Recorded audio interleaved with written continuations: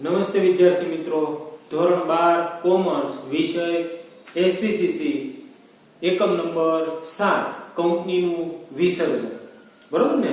હવે આપણે આ એકમ નંબર છેલ્લો ભાઈ 7મો છે, એની અંદર આપણે છે એ કંપનીનું વિસર્જન એટલે શું, બરોબર ને, એનો અર્થ જોવાનો છે, એની વ્યાખ્યા જોવાની છે અને કંપનીનું વિસર્જન કેટલા પ્રકારે કરી શકાય એમના વિશે છે એ માહિતી મેળવવાની છે. બરોબર?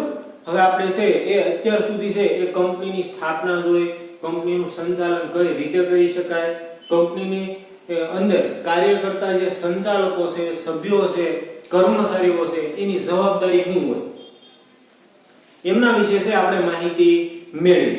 બરોબર ને? હવે આપણે છે એ કંપનીનું વિસર્જન કઈ રીતે કરી શકાય એમના વિશે છે એ માહિતી મેળવવાની છે. હવે આપણે અગાઉ જોઈએ કે ભાઈ કંપનીની સ્થાપના છે એ કાયદા દ્વારા થાય છે.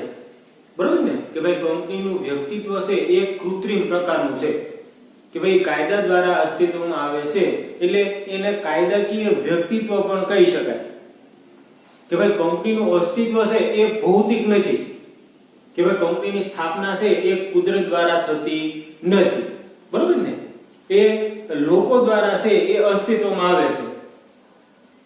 અને જે કંપની ધારો છે એ કંપની ધારાની જોગવાઈઓનું પાલન કરી અને પછી છે એ અસ્તિત્વમાં આવે છે. એટલા માટે એનું વિસર્જન કરવું હોય તો એનું વિસર્જન પણ છે એ કાયદા દ્વારા કરી શકાય. બરોબર? કાયદાકીય રીતે છે એ કંપનીનું વિસર્જન છે એ કરી શકાય. તો કોઈ કંપનીનું વિસર્જન ક્યારે કરી શકાય? તો ભાઈ કંપની છે એ ફડસામાં હોય, ફડસામાં જાય. બરોબર ને? તો ફડસાની પ્રક્રિયામાં હોય કે ભાઈ કંપની છે એ ફડસામાં છે, ભાઈ ખોટમાં છે, તો કંપનીનું વિસર્જન છે એ થઈ જતું નથી. પણ કંપનીને છે એ ફડસાની પ્રક્રિયામાંથી છે એ પસાર કરવી પડે. આ ફડસાની પ્રક્રિયામાંથી પસાર કર્યા પછી જ કંપનીના અસ્તિત્વનો અંત છે એ આવે છે. બરોબર ને? કે ભાઈ કંપની ખોટમાં જતી હોય તો એનું વિસર્જન છે એ આપોઆપ થઈ જતું નથી. સૌપ્રથમ તો છે એ કંપનીને ફડસાની પ્રક્રિયામાંથી પસાર કર્યા પછી કંપની છે એના અસ્તિત્વનો અંત છે એ અંત છે એ લાવવામાં આવે છે. બરોબર ને? તો આ એનો અર્થ છે કે ભાઈ કંપની છે એને ફડસાની પ્રક્રિયામાંથી પસાર કર્યા પછી કંપનીના અસ્તિત્વનો અંત છે એ આવે છે. એમના પછી છે એની વ્યાખ્યા આપણે જોવાની છે. તો ભાઈ વ્યાખ્યા પ્રોફેસર એલસીબી ગોવરે છે એ આ કંપની વિસર્જનની વ્યાખ્યા આપેલી છે કે ભાઈ કંપનીનું વિસર્જન કરવું એટલે એને ફડસાની પ્રક્રિયામાંથી પસાર કરવી અને તેની મિલકતો છે તેનો ઉપયોગ છે એ કંપનીના સભ્યો અને લેણદારોના હિત માટે છે એનો ઉપયોગ કરવામાં આવે છે. આ કંપની વિસર્જનની વ્યાખ્યા છે. પછી કંપની વિસર્જનના પ્રકારો છે. બરોબર ને? તો આપણે જોઈએ કે કંપની વિસર્જનના પ્રકાર.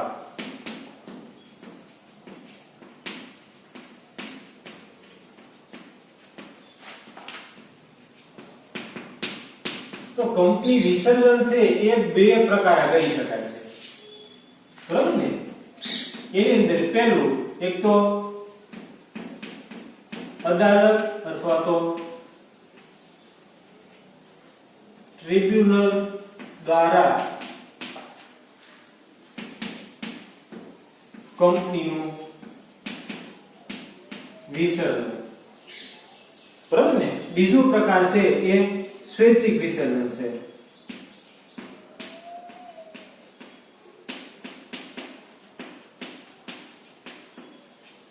હવે સ્વૈચ્છિક વિસર્જનના પાછા બે પ્રકાર છે. એક તો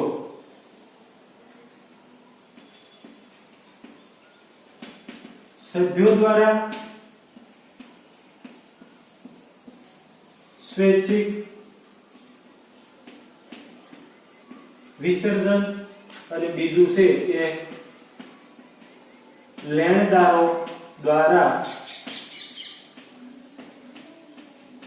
સ્વૈચ્છિક વિસર્જન.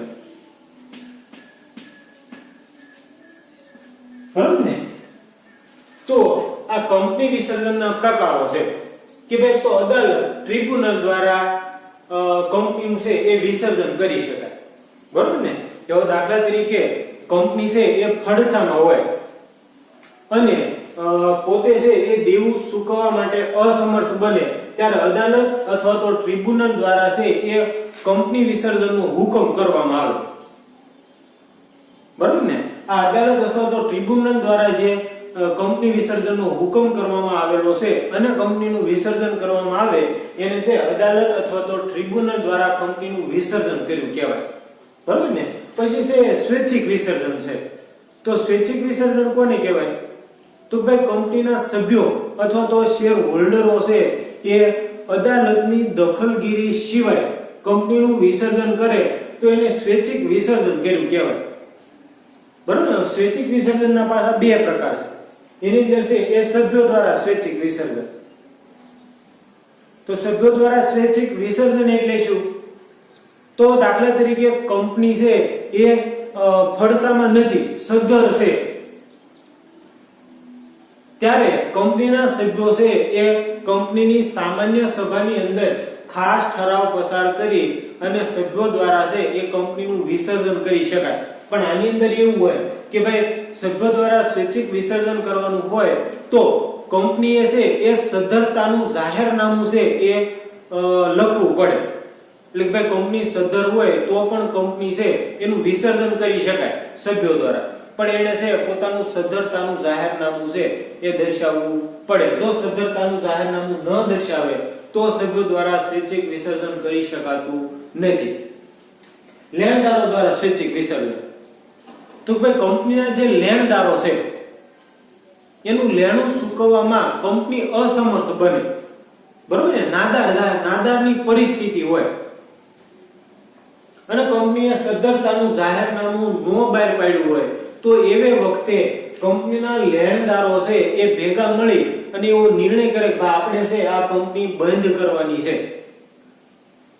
તો એ કંપનીના લેણદારો દ્વારા જો વિસર્જનની માંગણી કરવામાં આવી હોય તો એને લેણદારો દ્વારા સ્વૈચ્છિક વિસર્જન કર્યું કહેવાય, બરોબર? આ પાઠની અંદર છે આપણે આટલી જ માહિતી મેળવવાની છે. એક તો ભાઈ કંપની વિસર્જનનો અર્થ છે, એની વ્યાખ્યા છે અને કંપની વિસર્જનના પ્રકારો છે કે ભાઈ કંપનીનું વિસર્જન છે એ કયા કયા પ્રકારે કરી શકાય, બરોબર ને? તો આટલી માહિતી છે આપણે આ એકમમાં છે એ મેળવવાની છે, બરોબર? તો આપણે છે આ એકમ નંબર 7 કે ભાઈ કંપનીનું વિસર્જન એ છે એ જોઈએ કે ભાઈ એની અંદર સૌપ્રથમ તો પ્રસ્તાવના છે કે ભાઈ કંપની એ કાયદા દ્વારા અસ્તિત્વમાં આવેલ કૃત્રિમ વ્યક્તિ છે, આથી તે કાયદા દ્વારા સર્જન થયેલ વ્યક્તિ ગણાય છે. તો આપણે જોયું કે ભાઈ કંપની છે એ કૃત્રિમ અથવા તો કાયદાકીય વ્યક્તિત્વ છે ધરાવે છે. એટલે કીધું છે કે ભાઈ કંપની કાયદા દ્વારા અસ્તિત્વમાં આવેલી છે, આથી તે કાયદા દ્વારા સર્જન થયેલ વ્યક્તિ છે. કંપની ભૌતિક અસ્તિત્વ ધરાવતી નથી. ભૌતિક એટલે ભાઈ કંપની છે એ કુદરતી રીતે અસ્તિત્વ પામતી નથી, કાયદા દ્વારા અસ્તિત્વમાં આવેલી છે. એટલે ભાઈ ભૌતિક અસ્તિત્વ ધરાવતી નથી એટલે તે કુદરતી રીતે મૃત્યુ પામી શકે નહીં, બરોબર ને? ભાઈ કંપનીનું વિસર્જન કરવું હોય તો એ કાયદાકીય પ્રક્રિયાથી છે એ કરી શકાય છે. કંપનીનો રોજબરોજનો વહીવટ કાયદા અનુસાર થાય છે અને અંત પણ કાયદા દ્વારા જ થાય છે. કે રોજબરોજનો વહીવટ છે એ કાયદાકીય રીતે થાય છે અને એનો અંત પણ છે એ કાયદાકીય રીતે આવે છે. જો કંપનીનું વિસર્જન કરવું હોય તો પહેલા તેને ફડસાની પ્રક્રિયામાં છે એ લઈ જવી પડે. એટલે ભાઈ કંપનીનું વિસર્જન કરવું હોય તો સૌપ્રથમ એને છે એ ફડસાની પ્રક્રિયામાં લઈ જવી પડે, જેમાં કંપની ફડસામાં હોય ત્યારે કંપનીનો અંત આવતો નથી, બરાબર? કંપની ફડસામાં હોય ત્યારે એનો અંત આવતો નથી પણ એને ફડસાની પ્રક્રિયામાં છે એ લઈ જવી પડે. પરંતુ ફડસાની પ્રક્રિયા અને કાયદેસરની વિધિ પૂર્ણ થયા પછી કંપનીનું વિસર્જન થાય છે. ટૂંકમાં કંપનીને ફડસામાં લઈ જવી એ વિસર્જનનો માર્ગ છે, બરાબર? કંપનીને ફડસામાં લઈ જવી એ કંપની વિસર્જનનો એક માર્ગ છે. હવે કંપની વિસર્જનનો અર્થ અને વ્યાખ્યા છે. એની અંદર કંપની વિસર્જનનો અર્થ કે ભાઈ સામાન્ય અર્થમાં કંપનીની ફડસાની પ્રક્રિયા પૂર્ણ થાય એટલે કંપનીનું વિસર્જન થયું ગણાય, બરોબર ને? આ કંપનીને ફડસાની પ્રક્રિયામાં લઈ જવામાં આવે અને આ ફડસાની પ્રક્રિયા પૂર્ણ થયા પછી જ કંપનીનો છે એ અંત આવે છે.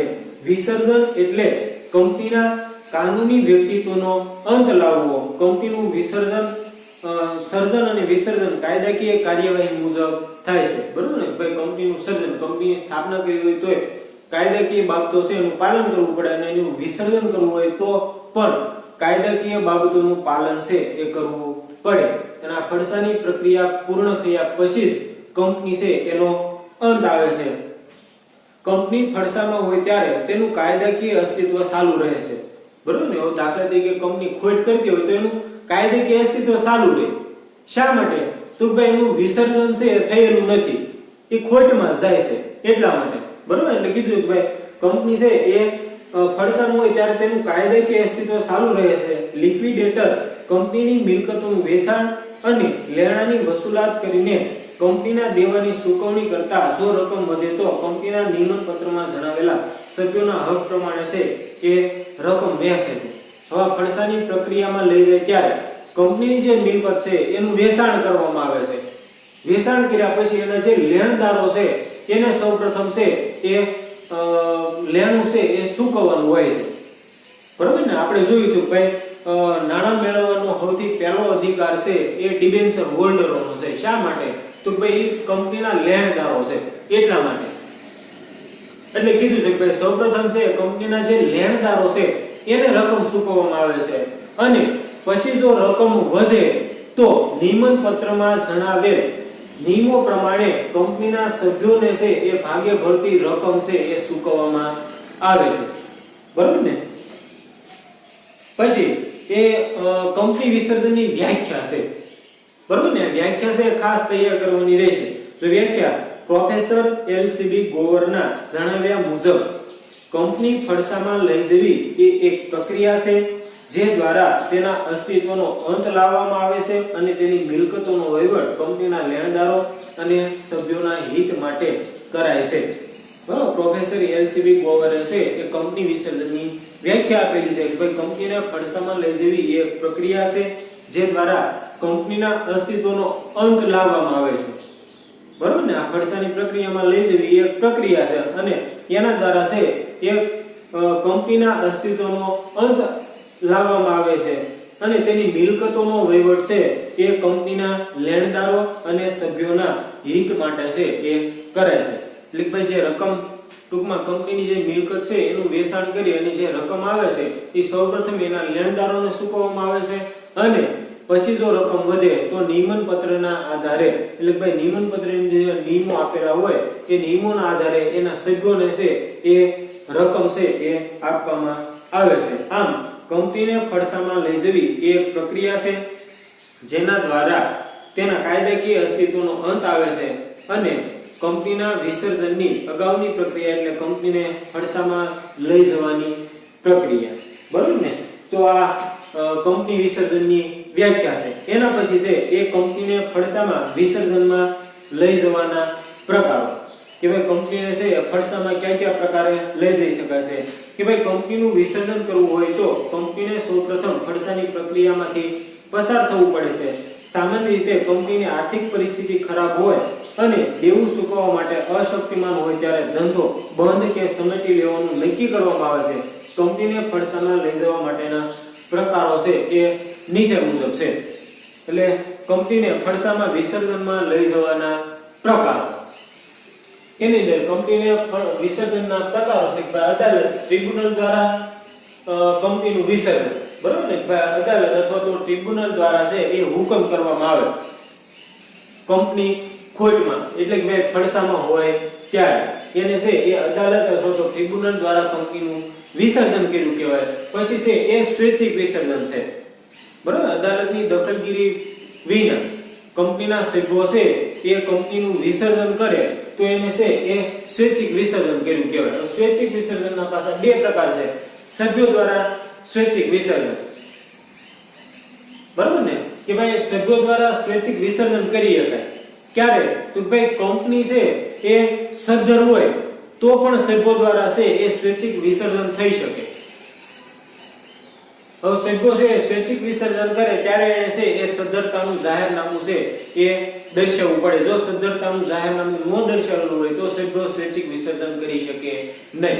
એટલે કે ભાઈ લેણદારોને જણાવ્યા વિના પણ સભ્યો છે એ કંપનીનું સ્વૈચ્છિક વિસર્જન કરી શકે, પણ એને સદ્ધરતાનું જાહેરનામું છે એ દર્શાવવું પડે. પછી લેણદારો દ્વારા સ્વૈચ્છિક વિસર્જન એટલે ભાઈ કંપની છે એનું દેવું વધી ગયું હોય, નાદારીની પરિસ્થિતિ હોય, તો એ વખતે કંપનીના જે લેણદારો છે એ પણ કંપનીને છે એ કંપની વિસર્જનની માંગણી કરી શકે.